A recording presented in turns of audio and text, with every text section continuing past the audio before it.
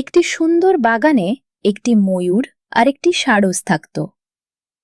তারা দুজন খুব ভালো বন্ধু ছিল। প্রতিদিন একসাথে গল্প করত, খেলত আর আনন্দে সময় কাটাত। কিন্তু ময়ূর তার রঙিন পালক নিয়ে খুব গর্ব করত। সে প্রায়ই বলতো, দেখো আমার পালকগুলো কত সুন্দর, এবং সে তার লেজ মেলে ধরে নিজেকে দেখাত। সারস সব কথা চুপচাপ শুনত, কিন্তু মনে মনে সে একটু বিরক্ত হতো।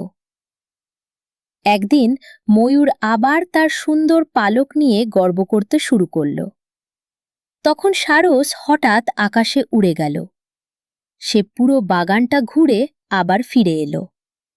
সারস বলল, চলো, তুমি যদি পারো তাহলে আমার সাথে উড়ে দেখাও।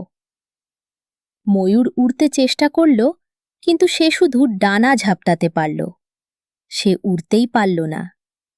তখন সারস বলল, তোমার এই সুন্দর পালকের কি লাভ যদি তুমি উড়তেই না পারো? ময়ূর লজ্জা পেল।